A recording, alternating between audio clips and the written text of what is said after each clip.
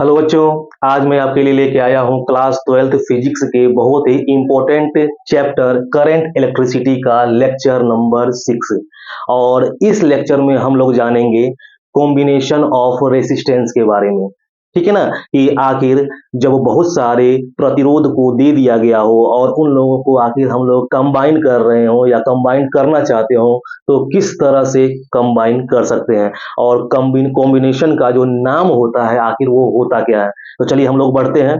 तो बच्चों पहले जान लो क्या कि ये चीज आपके लिए नया नहीं है। क्लास 10th में भी आप लोग कॉम्बिनेशन ऑफ रेसिस्टेंस के बारे में जानते हैं और सेम वही चीज है। थोड़ा सा यहाँ पर सर्किट जो होगा वो कॉम्प्लिकेटेड होगा और भी ज्यादा कॉम्प्लिकेटेड होगा, जिसको हम लोग आगे जो पढ़ने वाले हैं या पढ़ेंगे किरचॉफ्स लॉ, उसकी सहायता से वो कॉम्प्लिकेटेड सर्किट को हम लोग सॉल्व करेंगे। मगर फिलहाल हम लोग यहाँ पर जानते हैं कि आखिर कॉम्बिनेशन ऑफ रेसिस्टेंस कितने प्रकार के होते हैं। तो चलिए हमारा आज का जो टॉपिक है वो क्या है कि कॉम्बिनेशन ऑफ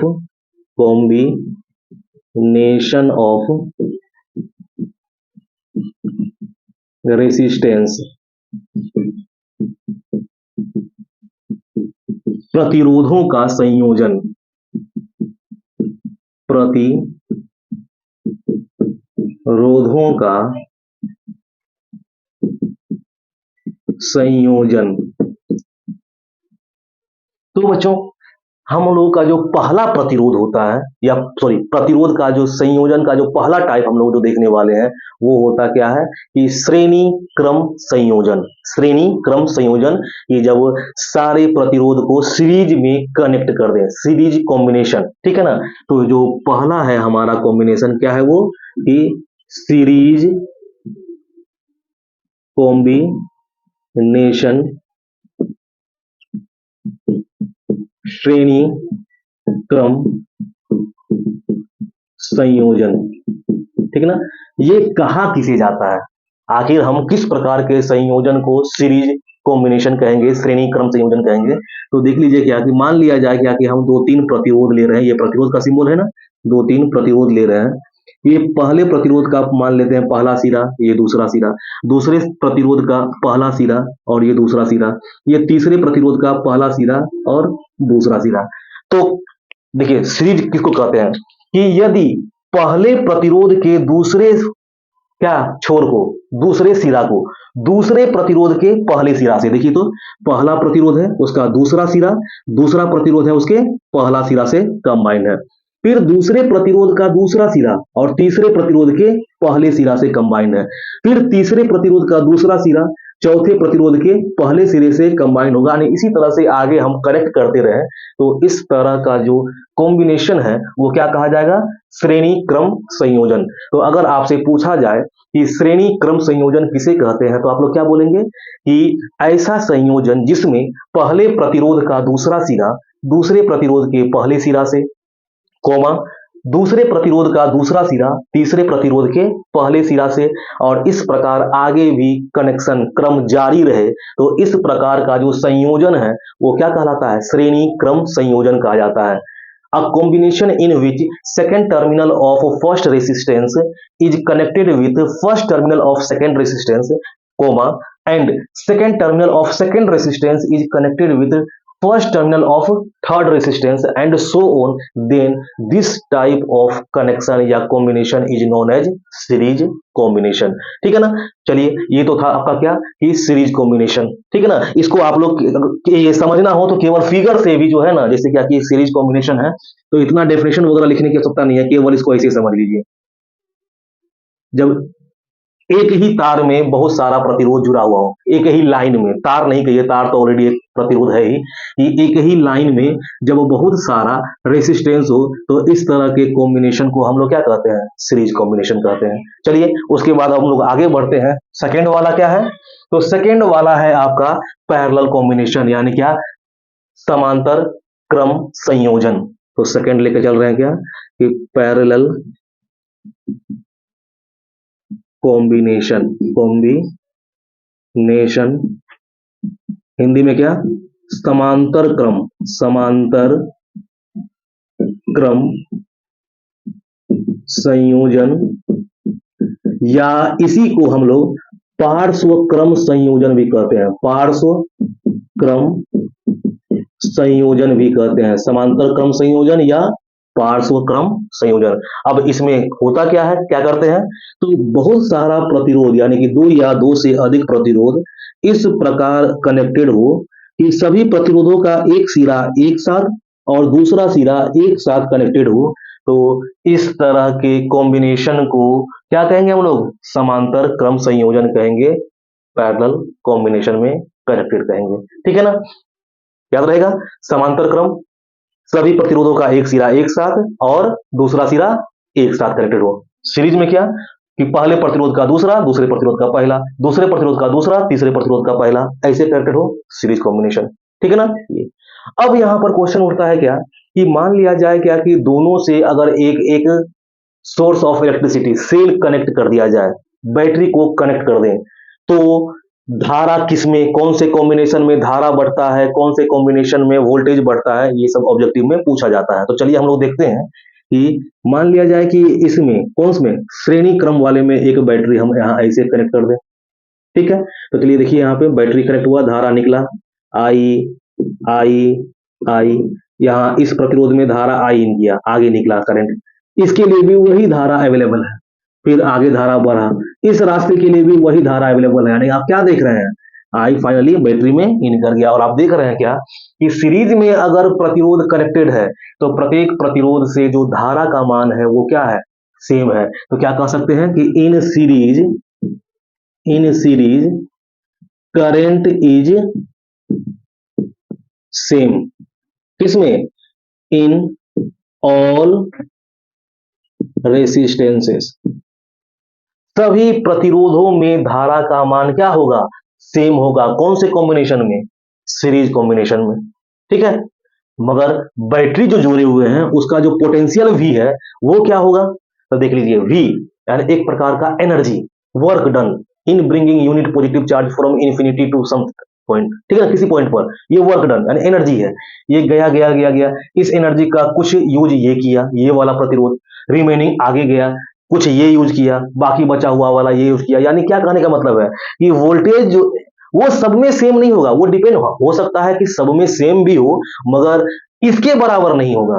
ठीक है ना, वो क्या होगा कि वोल्टेज का यानी एनर्जी का कुछ भाग ये लिया, कुछ भाग ये लिया, कुछ भाग ये लिया। तो मान लिया जाए कि सभी प्रतिरोध का मान अलग है, तो V1 ये ले लेगा, V2 ये ले रहा है, V3 ये ले रहा है, मगर उतना ही लेगा कि इन तीनों का सम जो है वो कितने के बराबर होगा, तो V1 plus V2 plus V3 जो है वो टोटल वोल्टेज के बराबर होगा, टोटल वोल्टेज के बराबर।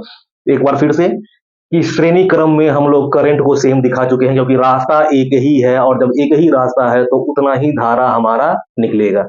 चलिए बचा वोल्टेज, वोल्टेज क्या होगा, कुछ ये खाएगा, कुछ ये खाएगा, कुछ ये खाएगा, तो यानी कि जो वोल्टेज दिया गया हुआ है वो इन तीनों में बट गया। तो क्या होगा कि सीरीज कॉम्बिनेशन में धारा सेम, किसका बंटवारा, तो विभवांतर का बंटवारा, पोटेंशियल डिफरेंस का बंटवारा हो गया। चलिए पैरेलल कॉम्बिनेशन में आते हैं। पैरेलल कॉम्बिनेशन में अगर हम लोग आए तो देखिए हमारे पास एक बैटरी अगर कनेक्ट कर दे यहाँ पर, ये प्लस टर्मिनल, ये माइनस टर्मिनल, आई धारा निकला, गया गया गया यहाँ तक पहुंचा, पर जैसे ही इस पॉइंट पे पहुंचा यहाँ पर तीन रास्ता है धारा के लिए, और धारा के लिए जब तीन रास्ते हैं यानी कि धारा का बंटवारा चालू, डिस्ट्रीब्यूशन चालू, यहाँ पे मान लीजिए I1, यहाँ पर I2, यहाँ पर I3 धारा बह रहा है, फिर गया I1 निकल रहा है यहाँ से I1, ये क्या I2 निकल रहा, जा रहा है I2, और यहाँ तक क्या पहुंचा I3। फिर इस पॉइंट पर आकर के ये I1 I2 और I3 मिल गया और फिर क्या कंबाइन हो गया, कंबाइन किसमें बदल गया, वो I में, क्योंकि जब I ही इन तीनों में बदला था तो ये तीनों मिल करके I का ही फॉर्मेशन करेगा, तो I ही निकल करके यहाँ पर पहुंच गया। तो क्या देख रहे हो कि समांतर क्रम में किसका बंटवारा, धारा का बंटवारा। तो क्या हो जाएगा, अगर हम I धारा लेके चले, ठीक है ना, तो क्या होगा वो I1 plus I2 plus I3, ये समांतर क्रम का। ठीक है ना, फिर आगे क्या, तो देखिए क्या कि सभी रेसिस्टेंस को देखा जाए, ये दोनों को अगर ढक ले हम तो ये सारा रेसिस्टेंस देखिए क्या कि बैटरी के सेम टर्मिनल से कनेक्टेड है। ये बैटरी अगर V वोल्टेज पर है तो सारा का सारा जो है सेम टर्मिनल से कनेक्टेड है, देखिए यहाँ पे ऐसे। ठीक है, तो सब पर विभव का मान क्या होगा, सेम होगा। अब कहिए कि सर कुछ तार तो लंबा है, कुछ छोटा है, तो नहीं, पाथ पर निर्भर नहीं करता। ये पोटेंशियल यानी कि कहिए कि एक तरह से इलेक्ट्रोस्टैटिक फोर्स का बात यहाँ पर है। और इलेक्ट्रोस्टैटिक फोर्स कौन सा फोर्स है? Conservative force, which is path independent, path पर निर्भर नहीं करता है। तो रास्ता भले अलग अलग हो, मगर इनिशियल और फाइनल पॉइंट देखिए, बैटरी के पॉजिटिव टर्मिनल से गया है, नेगेटिव टर्मिनल तक पहुंचा हुआ है, यानी initial and final point same है हर रास्ते में, चाहे इस रास्ते में हो, चाहे ये वाले रास्ते में हो, चाहे ये वाले रास्ते में हो। तो क्या है, रास्ता अलग अलग है मगर इनिशियल एंड फाइनल पॉइंट यही है। मतलब क्या कह सकते हैं हम लोग कि सब पर विभव का मान क्या होगा? सेम होगा। तो क्या कहेंगे हम लोग कि इन पैरेलल, जैसे यहां पर in series current is same, तो यहां पे क्या हो जाएगा? In parallel voltage is same. तो लिख दे रहे हैं in parallel V is same, potential difference voltage is same across या इन ऑल रेसिस्टेंसेस। ठीक है ना? तो ये चीज आपको ध्यान में रखना है। बेसिक कॉन्सेप्ट जो है आपका सीरीज में, सीरीज कॉम्बिनेशन होता क्या है? सीरीज कॉम्बिनेशन में प्रत्येक रेसिस्टेंस से धारा का मान सेम और विभव का मान क्या होता है? बढ़ जाता है। और पैरेलल कॉम्बिनेशन में क्या? तो पहले पैरेलल कॉम्बिनेशन होता क्या है? और पैरेलल कॉम्बिनेशन में प्रत्येक प्रतिरोध में क्या सेम होता है? वोल्टेज का मान सेम होता है। और क्या बढ़ जाता है? धारा का मान बढ़ जाता है। अब इसके बाद जो हम लोगों को पढ़ना है कि आखिर प्रतिरोध जब श्रेणी क्रम में जुड़ा हुआ हो तो वो समतुल्य प्रतिरोध कितना देगा।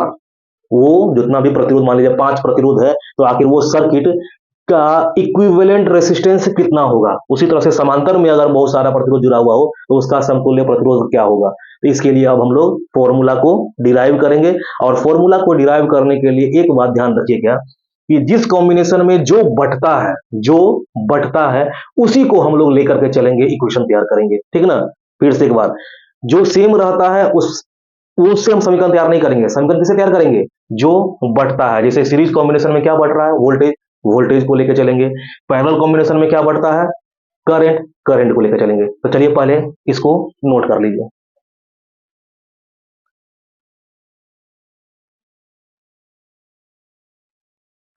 चलिए अब हम लोग बारी बारी से दोनों कॉम्बिनेशन में इक्विवेलेंट रेसिस्टेंस, समतुल्य प्रतिरोध का मान निकालेंगे। पहले चलते हैं सीरीज कॉम्बिनेशन। सीरीज कॉम्बिनेशन में 3 प्रतिरोध लेकर चलते हैं। चलिए, 1, 2 और 3। तीनों प्रतिरोध का मान है R1, R2 और R3। इससे एक बैटरी कनेक्ट कर दे रहे हैं जिसका वोल्टेज है V। अब इसका प्लस टर्मिनल, ये माइनस टर्मिनल।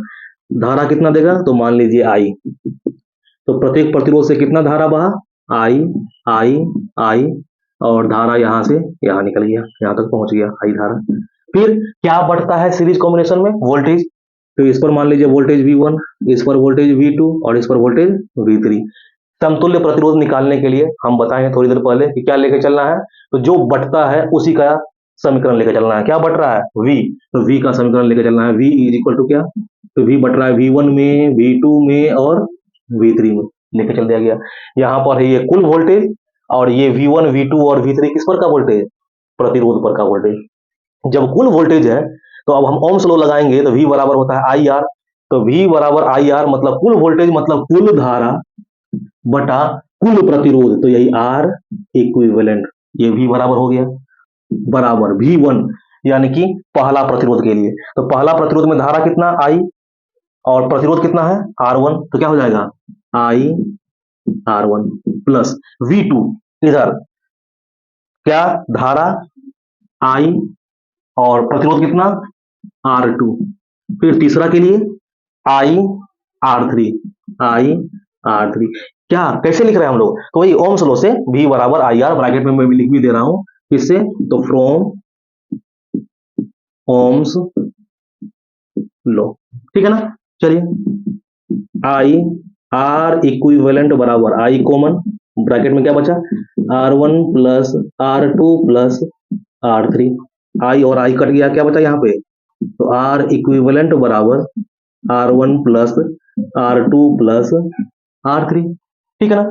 और भी प्रतिरोध रहे तो प्लस R4 R5, यानी कि हम ऐसा भी कह सकते हैं R इक्विवेलेंट बराबर R I का summation where I is equal to 1 to n, जहां तक रहे। ठीक है ना, ये अलजेब्राइक सम के बराबर है। ठीक है, अब सपोज कर लीजिए क्या कि छोटी आर, आर ओम का एन प्रतिरोध, एन गो प्रतिरोध, एन प्रतिरोध अगर सीरीज कॉम्बिनेशन में कनेक्टेड हो, स्टार दे करके, आर ओम का एन प्रतिरोध प्रतिरोध सीरीज कॉम्बिनेशन में हो, सीरीज कॉम्बिनेशन में हो, तो आपका आर इक्विवेलेंट बराबर क्या होगा, के गो है प्रतिरोध, एन गो, और प्रत्येक प्रतिरोध का मान आर। तो देखिए पहला प्रतिरोध जोड़ दूसरा प्रतिरोध जोड़ तीसरा प्रतिरोध जोड़ कहां तक, एन टाइम्स तक। तो ये तो हो जाएगा क्या, एन इंटू आर, यानी कि आर इक्विवेलेंट बराबर क्या, एन आर। ठीक है ना, यानी कि 2 ओम 2 ओम 2 ओम का 3 प्रतिरोध है, तो समतुल्य प्रतिरोध डायरेक्ट अगर निकालना हो तो क्या कर सकते हैं, 3 गो है और प्रत्येक प्रतिरोध का मान 2, यानी 3 गुना 2 6 ओम, यानी कि इस फॉर्मूला का यूज कर सकते हैं। ठीक है ना, तो चलिए इसको आप नोट कर लीजिए।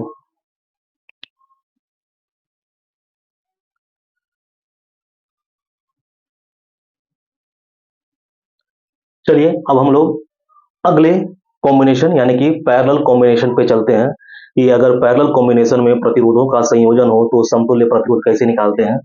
तो चलिए देख लेते हैं, हम लोग यहाँ भी 3 प्रतिरोध को मान के चल रहे हैं क्या, कि पैरेलल कॉम्बिनेशन में कनेक्टेड है, ये समांतर क्रम में कनेक्टेड है, इनके साथ दोनों सिरों के साथ एक V वोल्टेज का बैटरी कनेक्ट कर दिया जा रहा है, ये प्लस टर्मिनल ये माइनस टर्मिनल, पहला प्रतिरोध R1, दूसरा R2, तीसरा R3, धारा I निकला है बैटरी से, जैसे ही यहाँ पहुंचा इसमें I1 में बट गया, I2 और I3 में बट गया, फिर I1 जा रहा है यहाँ पहुंचा I1, I2, I3, यहाँ I1 निकला, I2 और यहाँ से I3 जाते जाते यहाँ पहुंचा I3, इस पॉइंट पे आते आते ये तीनों रिकम्बाइंड हो गया, फिर किसमें बदल गया, I में।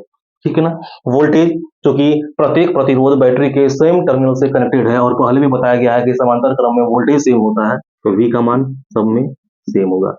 समीकरण किससे तैयार करेंगे हम लोग, जो बट रहा है, किसका बंटवारा हो रहा है, तो समांतर क्रम में धारा का बंटवारा हो रहा है किसमें, तो I is equal to I1 plus I2 plus I3 में, समीकरण तैयार। अब हमारा ओम्स लॉ क्या है, V बराबर IR, तो I बराबर V बाई R, ठीक है ना, यही लेके चलेंगे। तो I बराबर भी कुल धारा, तो कुल विभवांतर कुल प्रतिरोध यानी R इक्विवेलेंट बराबर I1, पहले प्रतिरोध में वोल्टेज V और प्रतिरोध क्या R1 यानी V बाई R1 प्लस दूसरा का में वोल्टेज V प्रतिरोध R2, तीसरे वाले में वोल्टेज V प्रतिरोध R3। ठीक है, तो V by R equivalent, V यहाँ कॉमन ले लेते हैं तो बच क्या रहा है 1/R1 plus 1/R2 plus 1/R3, V और V कट गया, क्या बचा आपका, तो 1/R इक्विवेलेंट बराबर 1/R1 plus 1/R2 plus 1/R, ये हो गया समतुल्य प्रतिरोध का मान। अब अगर यहाँ पर आपको दे दिया जाए कि प्रत्येक प्रतिरोध का मान समान है, अब वो R ले लेते हैं और N प्रतिरोध जुड़ा हुआ है, तो R प्रतिरोध का N प्रतिरोध,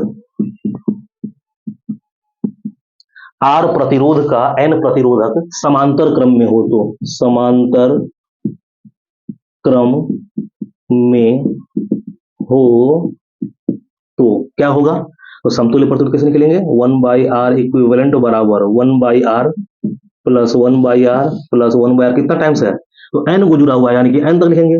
जैसे यहाँ पे 3 को लेके चले थे, 3 प्रतिरोध, तो 3 गो था 1/R1 plus 1/R2 plus 1/R3, मगर यहाँ पे तो N गो प्रतिरोध है, मतलब क्या N टाइम्स तक जाएगा, तो क्या होगा ये 1/R इक्विवेलेंट बराबर N/R, इसीलिए ये पलट देते हैं, R इक्विवेलेंट बराबर, जब ये पलटेंगे तो इधर भी पलटना पड़ेगा, तो R/N। ठीक है ना, तो ये हो गया आपका। ठीक है, चलिए इसको नोट कर लीजिए।